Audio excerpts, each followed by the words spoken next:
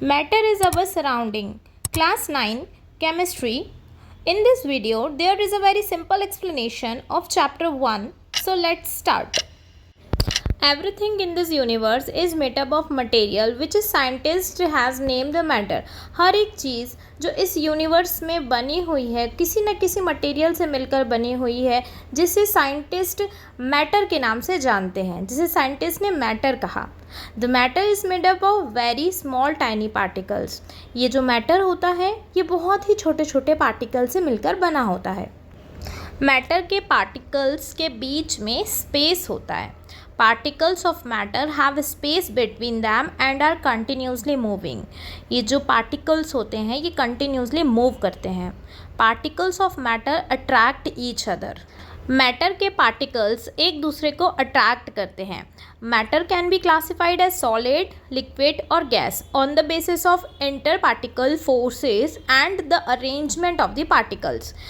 Matter को classify किया जाता है सॉलिड, लिक्विड, गैस में उनके इंटर पार्टिकल फोर्सेस और पार्टिकल के अरेंजमेंट के आधार पर. अगर हम टेम्परेचर या प्रेशर में इंक्रीमेंट या डिक्रीमेंट करते हैं तो ये तीनों फॉर्म मैटर की इंटर कन्वर्टेबल होती हैं. For example, ice can be converted from solid to liquid by increasing the temperature. Right.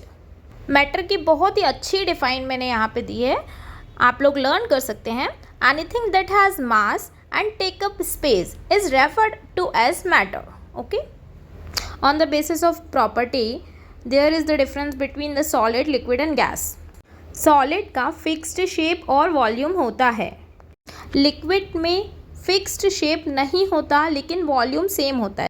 Suppose मैंने 500 ml पानी को एक बॉटल में, एक ग्लास में और एक बकेट में रखा, तो ये इसलिए इसका फिक्स्ड शेप नहीं हो सकता क्योंकि ये जिस भी कंटेनर में रहेगा उसी शेप का हो जाता है.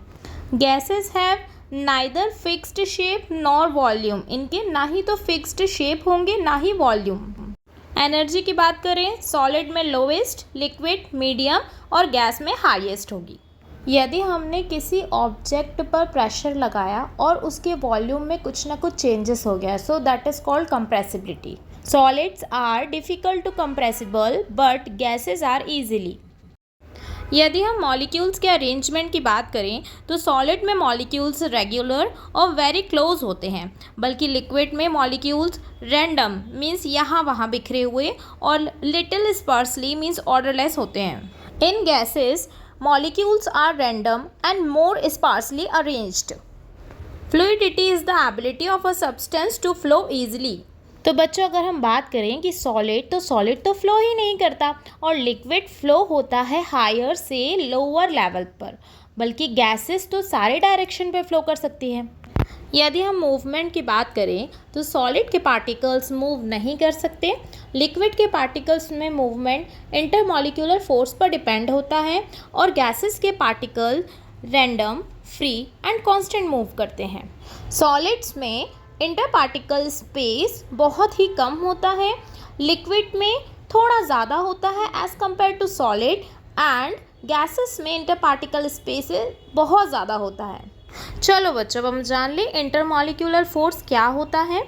तो अट्रैक्शन का फोर्स जिसके थ्रू दो एटम्स या दो मॉलिक्यूल्स कंबाइन होके एक मॉलिक्यूल या मैटर बनाएं, उसे कहते हैं intermolecular force. Okay, this force basically attractive in nature और यह एटम्स और आयंस के बीच भी कार्य कर सकता है. सॉलिड्स में इंटरमॉलिक्यूलर फोर्स मैक्सिमम होता है, लिक्विड में मीडियम होता है, बल्कि गैसेस में मिनिमम होता है. अब हम ये जान लें कि डेंसिटी होती क्या है. तो ये एक तरह का मेज़रमेंट होता है कि कितना आपका मटेरियल टाइटली पैक्ड है. It is defined as mass per unit volume and its density is rho and rho equals to m by v. अब ये तो आप लोग जान ही गए होंगे कि डेंसिटी सॉलिड में मैक्सिमम होगी, लिक्विड में मीडियम और गैसेस में मिनिमम होगी. आइए अब जानते हैं डिफ्यूज़न क्या होता है. तो किसी भी substance like solid, liquid, gas कि हायर कंसंट्रेशन एरिया से लोअर कंसंट्रेशन एरिया की ओर यूनिफॉर्मली स्प्रेड होने की जो प्रोसेस होती है वही डिफ्यूजन कहलाती है। डेली लाइफ में डिफ्यूजन के बहुत सारे एग्जाम्पल हैं। First example is the smell of perfume या इंसेंस स्टिक। जब भी हम सोडा या कोल्ड ड्रिंक बॉटल को ओपन करते हैं तो CO2 डिफ्यूज़ होती है एयर में। Next example is the small dust particles और smoke diffuse into the air.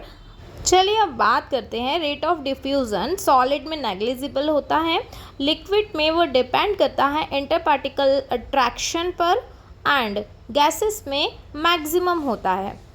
चलिए अब बात करते हैं किसी भी मैटर का फिज़िकल नेचर मेज़र कैसे करते हैं।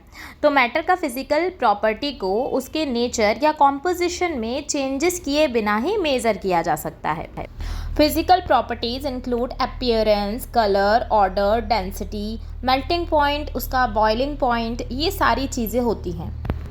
One of the important question of this chapter is the characteristic of particle of matter. Exam में इस तरह के क्वेश्चन का बहुत ही सिंपल आंसर आप लोग लिख सकते हैं। First point is matter is anything that has mass and occupies space. Matter कोई भी चीज़ हो सकती है जिसका कोई मास हो और जो स्पेस ऑक्यूपाई करे। Everything that we can touch, see, hear, taste and also smell is matter. Matter tiny particle से मिलकर बना होता है जो हम आई से डायरेक्ट नहीं देख सकते। मैटर के पार्टिकल्स के बीच में स्पेसेस होता है। फॉर एग्ज़ाम्पल, शुगर को पानी में डिज़ोल्व करने पर वाटर के लेवल में कोई भी चेंजेस नहीं होता, क्योंकि शुगर के पार्टिकल वाटर के पार्टिकल के बीच इंटर पार्टिकल स्पेसेस में एंटर कर लेते हैं। अब ये तो मैंने आप लोगों को पहले ही बता दिया था कि किसी भी मैटर के पार्टिकल हमेशा मोशन में होते हैं। किसी भी मैटर के पार्टिकल काइनेटिक एनर्जी के ही कारण कंटिन्यूसली रैंडम मूवमेंट्स करते हैं। अब जानते हैं काइनेटिक एनर्जी क्या होती है। काइनेटिक एनर्जी ऑब्जेक्ट्स के मूवमेंट से रिलेटेड होती है। किसी भी ऑब्जेक्ट की काइनेटिक एनर्जी उसके मास और वेलोसिटी मींस वेग पर डिपेंड करती है, और जितने भी मूविंग ऑब्जेक्ट या पार्टिकल होते हैं उनमें काइनेटिक एनर्जी होती ही है। टेम्परेचर बढ़ाने पर पार्टिकल्स की काइनेटिक एनर्जी भी बढ़ जाती है, जिससे वे अधिक तेज़ी से मूव करते हैं। मैटर के पार्टिकल का एक कैरेक्टर यह भी है कि वे एक दूसरे को अट्रैक्ट करते हैं। प्रत्येक पदार्थ के कणों के बीच inter participle force of attraction means अंतर कण आकर्षण बल कार्य करता है। किसी भी मैटर को ब्रेक करने के लिए हमें इस फोर्स पर काबू पाने की ज़रूरत होती है, और ये strength of force her matter में अलग अलग होती है। चलो बच्चों, अब जानते हैं कि क्या मैटर अपना स्टेट चेंज कर सकती है। तो हाँ, कर सकती है। अगर हम टेम्परेचर बढ़ाएं तो मैटर के पार्टिकल की काइनेटिक एनर्जी भी इंक्रीज़ हो जाती है और वे हायर एनर्जी के साथ वाइब्रेट होने लगते हैं। इसलिए पार्टिकल के बीच का inter participle force of attraction भी कम हो जाता है और पार्टिकल अपने पोजीशन से अलग हो जाते हैं और फ्रीली मूव करने लगते हैं। नतीजतन पदार्थ की स्थिति means state of matter change होने लगता है। लिक्विड बनने के लिए सॉलिड एक फेज से गुजरता है, इसी तरह से गैसेस बनने के लिए भी लिक्विड एक फेज से गुजरता है, तो चेंजेस हो जाते हैं। Students, I will explain further in the next part. If you have any doubt in any topic, then comment. Thanks for watching this video.